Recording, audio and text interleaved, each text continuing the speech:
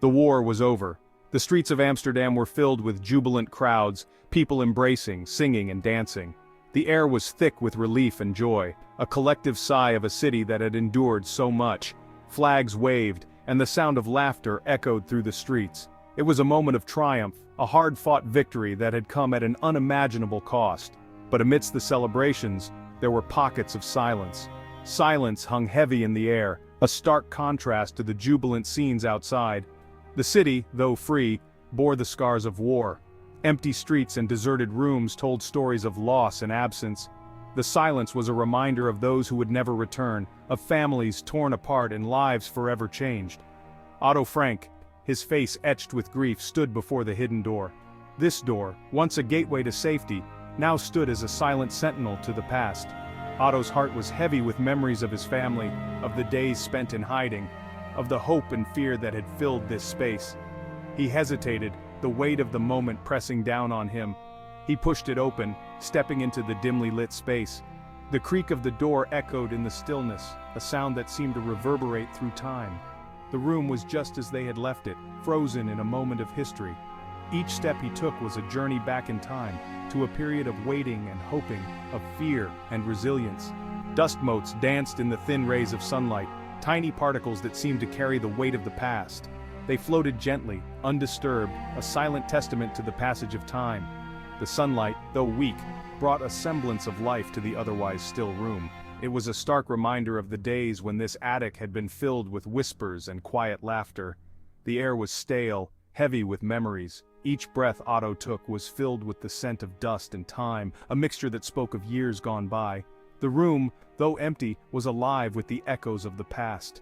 It was as if the walls themselves held the memories, the laughter, the tears, the hopes and the fears of those who had once sought refuge here. This was the secret Annex, a place that had once held so much life. It had been a sanctuary, a place of safety in a world gone mad. Here they had lived, hidden from the horrors outside, clinging to the hope of a better tomorrow. The walls had witnessed their daily lives, their struggles, their joys, and their sorrows. It was a place that had been filled with the essence of life, even in the darkest of times. Now, it was a tomb. The life that had once filled this space was gone, leaving behind only memories and silence. The room, once a haven, now felt like a mausoleum, a place where the past lingered, but the future was absent. It was a stark reminder of the fragility of life, of how quickly everything can change. Otto made his way through the rooms, each step echoing in the silence. The sound of his footsteps was the only noise, a lonely rhythm in the stillness. Each room he entered was a journey into the past, a reminder of the life that had once been. The silence was deafening, a constant reminder of the absence of those he loved. His heart ached with every passing moment. The pain of loss was a constant companion, a shadow that followed him wherever he went. Each empty room was a reminder of the family he had lost, of the life that had been taken from him. The grief was overwhelming, a weight that seemed to crush his very soul. He had returned to Amsterdam, but his family had not. The city, though familiar, felt alien without them. The streets, the buildings, the very air seemed different, tainted by the absence of his loved ones. It was a city that had been his home, but now felt like a place of exile. The war had taken them, leaving him with a void that could never be filled. He was alone. The silence of the house was a constant reminder of his loss, a void that echoed with the memories of his family. It was a silence that spoke of the past, of the life that had been, and the future that would never be.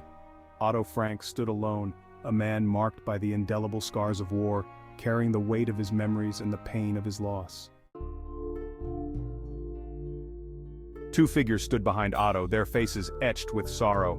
Miep Gies and Mr. Kraler, their loyal protectors, had shared the burden of the Frank family's secret. They had brought food, news, and hope during those dark years. Now they stood with Otto, united in grief. Miep, her eyes filled with tears, held out a small checkered diary. "I found this, Otto," she whispered, her voice trembling. "I thought you should have it. It was Anne's diary, a record of her thoughts and dreams, her fears and hopes." Otto's hands trembled as he took the diary. It was a moment he had both dreaded and longed for. The weight of the small book was immense, not because of its physical heft, but because of the memories and emotions it contained. This diary was a bridge to a past that was both beautiful and painful, a past that he could never fully leave behind. It was more than just a book, it was a lifeline to his daughter. Each page held a piece of Anne's soul, her thoughts, her dreams, and her fears. As he held it, he could almost feel her presence beside him, hear her laughter, and see her smile. The diary was a testament to her resilience and spirit, a spirit that had not been broken even in the darkest of times. He opened it gently, his eyes scanning the neat girlish handwriting. Each word was a window into Anne's world, a world that had been so cruelly taken from her. The handwriting was so familiar, yet it felt like he was discovering it for the first time. The neat lines and careful curves spoke of a young girl who had so much to say, so much to share. Anne's words, filled with life and longing, leaped from the pages. They were vibrant and full of emotion, capturing the essence of a young girl who had been forced to grow up too quickly. Her words painted a vivid picture of her life in hiding. The small joys, the deep sorrows, and the unending hope that had kept her going.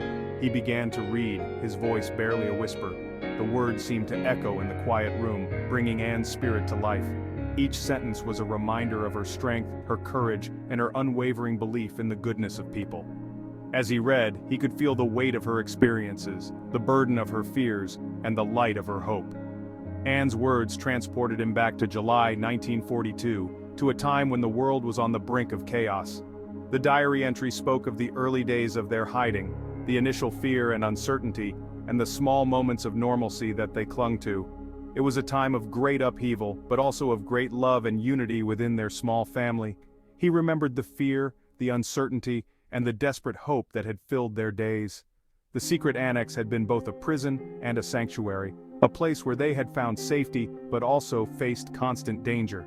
The diary captured the essence of those days, the tension, the small victories, and the unbreakable bond that had held them together. As he read on, Otto felt a deep connection to his daughter, a connection that transcended time and space, a connection that would never be broken. The year was 1942. The Nazi grip on Amsterdam tightened.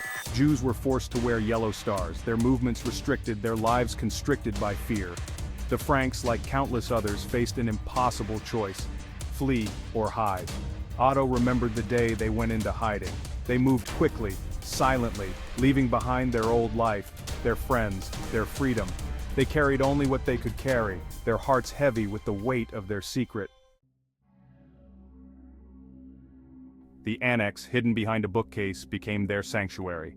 They shared the cramped space with another Jewish family, the Van Dons, and their son Peter. Life in hiding was a constant struggle, a delicate balancing act between hope and despair. Days turned into weeks, weeks into months. The families lived in a state of perpetual anxiety, their lives governed by the rhythm of the outside world. Every creak of the floorboards, every sound from the street below, sent shivers down their spines. Section 6. Confined Lives. Tensions ran high in the close quarters. Anne, with her youthful energy and unfiltered observations, clashed with the adults. Peter, shy and withdrawn, found solace in his cat, Mushi. Relationships were tested, tempers flared. Yet amidst the fear and uncertainty, there were moments of joy, of laughter, of shared humanity. They celebrated birthdays in secret, shared stories, and clung to the hope of a better tomorrow. Section 7. Voices from the Outside. Mr. Kraler, their lifeline to the outside world, brought them news, books, and a small radio. Every day he risked his life to keep them informed, sneaking in and out of the annex with updates that were both a source of hope and dread. The radio, a small, unassuming device, became a beacon of light in their dark, hidden world. The radio became their connection to the war, their only source of information about the Allied advance. Each broadcast was a lifeline, a thread of hope that they clung to desperately. The crackling voice from the radio brought news of battles won and lost, of cities liberated and occupied.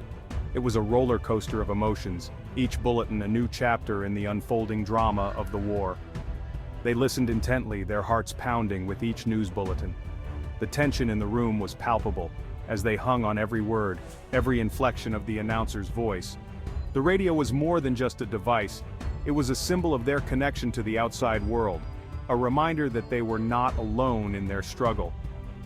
One day, Kraler brought a new arrival, Albert Dussel, a Jewish dentist. His arrival was both a blessing and a curse. On one hand, he brought news from the outside world, stories of survival and resilience.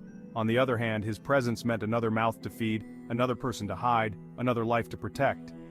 Dussel, haggard and thin, brought with him tales of horror from the outside world, stories of roundups, deportations, and death camps. His stories were a stark reminder of the dangers they faced, the ever-present threat of discovery and death. Yet, his presence also brought a sense of solidarity, a reminder that they were not alone in their suffering. Fear cast a long shadow over the Annex. The constant threat of discovery, the knowledge of what awaited them if they were found, was a heavy burden to bear. Yet, in the midst of this fear, there was also a sense of hope, a belief that the war would end, that they would survive. The voices from the outside, whether through the radio or through new arrivals like Dussel, were a lifeline, a reminder that they were not forgotten, that there was still a world beyond the walls of the Annex. Section 8. Hope and Despair. News of the Allied landing in Africa brought a surge of hope. Could this be the beginning of the end?